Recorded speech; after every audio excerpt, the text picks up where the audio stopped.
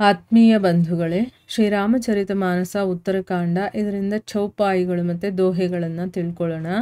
ಜ್ಞಾನಿ ಭಗತ ಶಿರೋಮಣಿ ತ್ರಿಭುವನಪತಿ ಕರಜಾನ್ ತಾಹಿ ಮೋಹ ಮಾಯಾ ನರ ಪಾವರ करही गुमान शिव बिरंचि कहो मोहई को है बपुरा आन अस जय जानी भजही मुनि माया पति भगवान गयवु गरुड़ जह बसई भुसुंडा मति अकुंठ हरि भगति अखंडा देखी शैल प्रसन्न मन भयमु माया मोह सोच सब गयमु करी तडाग मज्जन जलपाना बट तर गयमु हृदय हर्षाना वृद्ध वृद्ध बिहंग तह आये सुनई राम के चरित सुहाये कथा आरंभ करे सोई चाहा ते ही समय गयमु खगनाहा आवत देखी सकल खग राजा हर्षेवु बायस सहित समाजा अति आदर खगपति कर कीन्हा स्वागत पूछी सुआसन दीन्हा करी पूजा समेत अनुरागा ಮಧುರ ಬಚನ ತಬು ಬೋಲೆವು ಕಾಗ. ಇವು ಚೌಪಾಯಿಗಳು ಮತ್ತು ದೋಹೆಗಳು. ಈಗ ಇದರ ಅರ್ಥವನ್ನು ತಿಳ್ಕೊಳ್ಳೋದಕ್ಕೆ ಪ್ರಯತ್ನ ಮಾಡೋಣ. ತುಳಸಿದಾಸರು ಹೇಳ್ತಾರೆ, ಶಿವ ಪಾರ್ವತಿಗೆ ಹೇಳ್ತಾನೆ, ಈ ರೀತಿ ಈ ರೀತಿ ಗರುಡ ನನ್ನ ಹತ್ರ ಬಂದು ಕೇಳಿದಾಗ ನೀನು ಎಲ್ಲಿ ಸದಾ ಹರಿಕತೆ ನಡೆಯುತ್ತೋ ಅಂಥ ಜಾಗಕ್ಕೆ ನಾನು ನಿನ್ನನ್ನು ಕಳಿಸ್ತೀನಿ, ನೀನು ಅಲ್ಲಿ ಹೋಗಿ ಕೇಳು. ಯಾಕಂದರೆ ಈ ಮೋಹ ಅನ್ನೋದು ಸಾಮಾನ್ಯವಾಗಿ ದೂರ ಆಗಿಬಿಡೋದಿಲ್ಲ. ಪ್ರತಿನಿತ್ಯ ಹರಿಕತೆಯನ್ನು ಕೇಳ್ತಾ ಇರಬೇಕು. ಅದು ಹರಿಕತೆಗಳು ಸಿಗೋದೆಲ್ಲಿ ಅಂದರೆ ಸತ್ಸಂಗ ಎಲ್ಲಿ ನಡೆಯುತ್ತೋ ಅಲ್ಲಿ. ಸೊ ಅಂಥ ಒಂದು ಜಾಗಕ್ಕೆ ನಿನ್ನನ್ನು ಕಳಿಸ್ತೀನಿ, ನೀನು ಹೋಗ್ಬಿಟ್ಟಲ್ಲಿ ಅದನ್ನು ಕೇಳಿಸ್ಕೊ, ಆಗ ನಿನಗೆ ಈ ಸಂದೇಹಗಳೆಲ್ಲ ದೂರ ಆಗುತ್ತೆ ಅಂತಂದ್ಬಿಟ್ಟು ಅವನನ್ನು ಕಾಕಭೂಷುಂಡಿ ಅವ್ರ ಹತ್ರ ನಾನೇ ಕಳಿಸ್ದೆ. ಯಾಕಂದರೆ ಅದು ಪಕ್ಷಿ ಆಗಿರೋದ್ರಿಂದ ಪಕ್ಷಿಯ ಭಾಷೆಯಲ್ಲೇ ಅದನ್ನು ಕೇಳಿದಾಗ ಅದಿನ್ನೂ ಚೆನ್ನಾಗಿ ಗ್ರಹಿಸುತ್ತೆ ಅಂತಂದ್ಬಿಟ್ಟು ಹೇಳಿ ಶಿವ ಹೇಳ್ತಾನೆ, ಭಗವಂತನ ಮಾಯೆ ಇದೆಯಲ್ಲ ಅದು ತುಂಬ ಬಲ ಇರುವಂಥದ್ದು. ಅಂಥ ಮಾಯೆ ಮುಸುಕದೇ ಇರೋರು ಯಾರಿದ್ದಾರೆ? ಎಲ್ಲರೂ ಕೂಡ ಒಂದಲ್ಲ ಒಂದು ರೀತಿಯಲ್ಲಿ ನಾವು ಮಾಯೆಗೆ ಒಳಗಾಗಿರುವಂಥವ್ರೆ ಅಂತಂದ್ಬಿಟ್ಟು ಶಿವ ಹೇಳ್ತಾನೆ. ಆಮೇಲೆ ಮುಂದುವರೆದು ಹೇಳ್ತಾನೆ, ಗರುಡ ಉತ್ತಮ ಜ್ಞಾನಿ ಭಕ್ತ ಶಿರೋಮಣಿ, 3 ಲೋಕಗಳಿಗೆ ಒಡೆಯನಾಗಿರುವಂತಹ ಭಗವಂತನಿಗೆ ವಾಹನವಾಗಿರುವಂಥವನು, ಅಂಥವನೂ ಕೂಡ ಮಾಯಾ ಮೋಹಿತನಾಗ್ತಾನೆ ಅಂತಂದಾಗ ನರಾಧಮರಾದ ಅಲ್ಪ ಮಾನವರ ವಿಷಯ ಹೇಳೋದೇನಿದೆ. ನಾವಂತೂ ಎಲ್ಲರೂ ಮಾಯಲ್ಲೇ ಮುಳುಗಿ ತೇಲ್ತಾ ಇರುವಂಥವ್ರು. ಆದರೆ ಜಗತ್ತಿನಲ್ಲಿ ಸಹಜವಾಗಿ ಮಾನವರು ಮೂರ್ಖತನದಿಂದ ದುರಭಿಮಾನ ಪೂರಿತರಾಗಿರ್ತಾರೆ.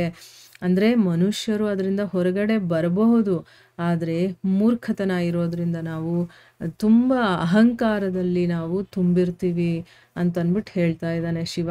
ಈ ಮಾಯೆ ಅನ್ನೋದು ಪರಮೇಶ್ವರನನ್ನು ಬ್ರಹ್ಮನನ್ನೂ ಕೂಡ ಮೋಹಿಸಿರಬೇಕಾದ್ರೆ ಈ ಪಾಮರರಾದಂತಹ ಬೇರೆಯವರ ಬಗ್ಗೆ ಹೇಳೋದೇನಿದೆ? ಈಗ ಬ್ರಹ್ಮ ಮಹೇಶ ಇವರನ್ನೇ ಬಿಟ್ಟಿಲ್ಲ ಅಂತಂದಮೇಲೆ ಸಾಮಾನ್ಯ ಜೀವಿಗಳ ಬಗ್ಗೆ ಹೇಳೋದೇನಿದೆ? ಈ ವಿಷಯವನ್ನು ತಿಳ್ಕೊಂಡೇನೆ ಮುನೀಶ್ವರರು ಮಾಯಾಪತಿಯಾದಂತಹ ಆ ಸರ್ವೇಶ್ವರನನ್ನು ಭಜಿಸ್ತಾ ಇರ್ತಾರೆ.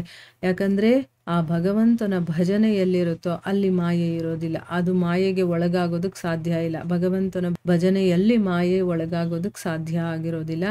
ಅದಕ್ಕೆ ಎಲ್ಲಿ ಭಗವಂತನ ಭಜನೆ ಸದಾ ನಡೀತಾ ಇರುತ್ತೋ ಆಗ ನಾವು ಮಾಯೆಯಿಂದ ಹೊರಗಡೆ ಇರ್ತೀವಿ. ಅದಕ್ಕೆ ನಾವು ಸದಾ ಭಜಿಸ್ಬೇಕು. ಮುನಿಗಳು ಮತ್ತು ಸಾಧಕರೆಲ್ಲ ಸದಾ ಭಗವಂತನನ್ನು ಭಜಿಸ್ತಾ ಇರ್ತಾರೆ. ಯಾಕೆ? ಮಾಯೆಗೆ ಒಳಗಾಗಬಾರ್ದು ಅಂತಂದ್ಬಿಟ್ಟು. ಶಿವನ ಸನ್ನಿಧಿಯಿಂದ ಹೊರಟಂತಹ ಗರುಡ ಅಖಂಡವಾದ ಹರಿಭಕ್ತಿ ಇರುವಂತಹ ನಿಶ್ಚಲ ಬುದ್ಧಿಯ ಕಾಕಭೂಷುಂಡಿ ಎಲ್ಲಿ ವಾಸ ಮಾಡ್ತಾ ಇದ್ನೋ ಅಲ್ಲಿಗೆ ಹೋಗ್ತಾನೆ. ಆ ಪರ್ವತವನ್ನು ನೋಡಿದ ತಕ್ಷಣ ಅವನ ಮನಸ್ಸು ಪ್ರಶಾಂತವಾಗಿಬಿಡುತ್ತೆ. ನೋಡಿ, ಸದಾ ಹರಿಕತೆ ನಡೆಯುವಂಥ ಜಾಗ ಹೇಗಿರುತ್ತೆ, ಅಲ್ಲಿಗೆ ಹೋಗಿದ ತಕ್ಷಣ ನಮಗೆ ಪ್ರಶಾಂತತೆ ಅನ್ನೋದು ಸಿಗುತ್ತೆ. ಈಗ ಎಕ್ಸಾಂಪಲ್ಗೆ ನಮ್ಮ ಮನೆಯಲ್ಲಿ ತುಂಬಾ ನಮಗೆ ಹಿಂಸೆ ಅನ್ನಿಸ್ತಾ ಇರುತ್ತೆ, ತಲೆಯಲ್ಲೆಲ್ಲ ಒಂಥರ ಆಗ್ತಾ ಇರುತ್ತೆ, ಮನಸ್ಸಿಗೆ ಸಮಾಧಾನ ಇರೋದಿಲ್ಲ. ಅಂಥ ಸಮಯದಲ್ಲಿ ನಾವು ಒಂದು ಸ್ವಲ್ಪ ಹೊತ್ತು ದೇವಸ್ಥಾನಕ್ಕೆ ಹೋಗಿ ಅಲ್ಲಿ ಕೂತ್ಕೊಂಡು ಬಂದಾಗ ನಮ್ಮ ಮನಸ್ಸಿಗೆ ಒಂಥರ ನೆಮ್ಮದಿ ಅನಿಸುತ್ತೆ. ಯಾಕೆ? ಅಲ್ಲಿ ಆ ರೀತಿಯ ಒಂದು ಪಾಸಿಟಿವ್ ವೈಬ್ರೇಷನ್ ಇರುತ್ತೆ. ಇನ್ನು ಭಗವಂತನ ಕಥೆಗಳು ನಡೆಯುವಂಥ ಜಾಗಕ್ಕೆ ಹೊರಟೋಗ್ಬಿಟ್ರೆ ಅಂತೂ ಮನಸ್ಸಿಗೆ ಎಷ್ಟು ನಿರಾಳ ಅನಿಸುತ್ತೆ ಅಂದರೆ ನಮ್ಮ ಮನಸ್ಸೆಲ್ಲ ಪ್ರಶಾಂತವಾಗುತ್ತಲ್ಲ. ಅದೇ ರೀತಿ ಇಲ್ಲಿ ಎಷ್ಟು ಗೊಂದಲಗಳು, ಎಷ್ಟು ಯೋಚನೆ, ಎಷ್ಟು ತರ್ಕಗಳು ಆ ಗರುಡನ ತಲೆಯಲ್ಲಿ ಓಡ್ತಾ ಇತ್ತು ಅಂತಂದರೆ ಒಂಥರ ಮನ್ಸಿಗೆ ಸಮಾಧಾನನೇ ಇರಲಿಲ್ಲ. ಆದರೆ ಯಾವಾಗ ಕಾಕಭೂಷುಂಡಿ ಅಲ್ಲಿ ವಾಸ ಮಾಡ್ತಾ ಇದ್ರು, ಆ ಸ್ಥಳಕ್ಕೆ ಹೋಗಿದ ತಕ್ಷಣ ಅವರು ಆ ಪರ್ವತವನ್ನು ನೋಡಿದ್ದೇ ಆ ಮನಸ್ಸು ಪ್ರಶಾಂತವಾಗೋಯ್ತು. ಭೂಷುಂಡಿಯ ದರ್ಶನ ಮಾತ್ರದಿಂದನೇ ಅವನಲ್ಲಿದ್ದಂತಹ ಮಾಯೆ, ಮೋಹ, ಶೋಕ ಇದೆಲ್ಲ ಮಾಯ ಆಗೋಯ್ತು. ನೋಡಿ, ಯಾವಾಗಲೂ ಅಷ್ಟೇ ಮಹಾತ್ಮರು ಸದಾ ಆ ಭಗವಂತನ ಲೀಲೆಗಳನ್ನು ಹಾಡಿ ಹೊಗಳ್ತಾ ಇರ್ತಾರಲ್ಲ, ಅಂಥವ್ರ ಹತ್ರ ಕೇಳೋದಲ್ಲ, ಅಲ್ಲಿ ಹೋದ್ರೇ ಸಾಕು, ಅವರ ದರ್ಶನ ಮಾಡಿದ್ರೆ ಸಾಕು, ಎಷ್ಟೋ ನಮ್ಮಲ್ಲಿರುವಂಥ ಈ ಮಾಯಾ ಮೋಹಗಳೆಲ್ಲ ದೂರ ಆಗಿಬಿಡುತ್ತೆ. ಅದಕ್ಕೆ ಸಂತರನ್ನು ಭೇಟಿ ಆಗ್ತಾ ಇರಬೇಕು ಅಂತ ಹೇಳ್ತಾರೆ. ಯಾಕಂದರೆ ಅವ್ರನ್ನ ನೋಡಿದಾಗ ಅವ್ರ ಹತ್ರ ಹೋಗಿ ಕೂತ್ಕೊಂಡು ಮಾತಾಡೋದು ಇಷ್ಟು ಮಾಡಿದ್ರೂ ಸಾಕು, ನಮ್ಮಲ್ಲಿರುವಂಥ ಎಷ್ಟೋ ನೋವು, ದುಃಖಗಳು ಇದೆಲ್ಲ ದೂರ ಆಗುತ್ತೆ. ಗರುಡ ಅಲ್ಲಿಗೆ ಹೋದ ಮೇಲೆ ಮನಸ್ಸಿಗೊಂಥರ ನಿರಾಳ ಅನಿಸುತ್ತೆ. ಆಗ ಗರುಡ ಸರೋವರದಲ್ಲಿ ಸ್ನಾನಪಾನಾದಿಗಳನ್ನೆಲ್ಲ ಮುಗಿಸ್ಕೊಂಡು ಪ್ರಸನ್ನ ಚಿತ್ತದಿಂದ ವಟಛಾಯೆ ಇರುತ್ತಲ್ಲ, ಅಂದರೆ ದೊಡ್ಡ ವಟವೃಕ್ಷ ಇರುತ್ತಲ್ಲ, ಅದರ ನೆರಳಿಗೆ ಹೋಗ್ತಾನೆ. ಶ್ರೀರಾಮನ ಸುಂದರ ಚರಿತ್ರವನ್ನು ಕೇಳೋದಕ್ಕೆ ವಯೋವೃದ್ಧ ಪಕ್ಷಿಗಳೆಲ್ಲವೂ ಕೂಡ ಅಲ್ಲಿ ಸೇರಿದ್ರು. ನೋಡಿ, ಇಲ್ಲಿ ವಯೋವೃದ್ಧರೇ ಸೇರಿರ್ತಾರೆ. ಯಾಕೆ ಅಂತಂದರೆ ಅವರು ಯೌವನದಲ್ಲಿರುವಂಥವರಿಗೆ ಇದರಲ್ಲಿ ಆಸಕ್ತಿ ಇರೋದಿಲ್ಲ. ಯಾಕೆಂದರೆ ಅವರಿಗೆ ತುಂಬ ಏನೇನೋ ಮಾಡಬೇಕು, ಅದು ಮಾಡಬೇಕು, ಇದು ಮಾಡಬೇಕು ಅನ್ನುವಂಥ ಒಂದು ಮೆಂಟಾಲಿಟಿಲಿರ್ತಾರೆ ಅವರು.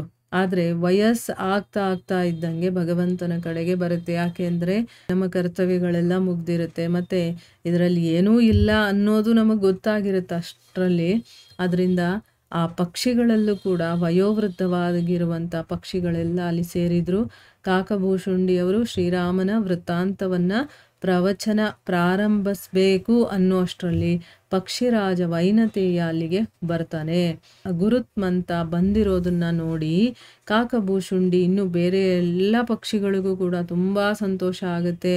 ಯಾಕೆ ಹೇಳಿ, ಗರುಡ ಭಗವಂತನ ವಾಹನ ಮತ್ತು ಪಕ್ಷಿಗಳ ರಾಜ, ಅವನೇ ಇಲ್ಲಿ ಬಂದಿದ್ದಾನೆ ಕಥೆಯನ್ನು ಕೇಳೋದಕ್ಕೆ ಅಂತಂದಾಗ ತುಂಬ ಸಂತೋಷ ಆಗುತ್ತೆ ಅವ್ರಿಗೆಲ್ಲರಿಗೂ ಕೂಡ. ಭೂಷುಂಡಿ ಗರುಡನನ್ನು ಹೆಚ್ಚಾಗಿ ಗೌರವಿಸಿ ಕುಶಲ ಸಮಾಚಾರವನ್ನು ಕೇಳಿ ಕೂತ್ಕೊಳ್ಳೋದಕ್ಕೆ ಒಂದು ಒಳ್ಳೆಯ ಆಸನವನ್ನು ಕೂಡ ಕೊಟ್ಟು ಅವನನ್ನು ಪೂಜಿಸಿ ಮೃದು ಮಧುರವಾಗಿ ಅವ್ರ ಜೊತೆ ಮಾತಾಡೋದಕ್ಕೆ ಶುರು ಮಾಡ್ತಾರೆ. ಏನು ಮಾತಾಡ್ತಾರೆ ಏನು ಅಂತಂದ್ಬಿಟ್ಟು ನಾವು ಮುಂದಿನ ಭಾಗದಲ್ಲಿ ತಿಳ್ಕೊಳ್ಳೋಣ. ಹರೇ ಕೃಷ್ಣ.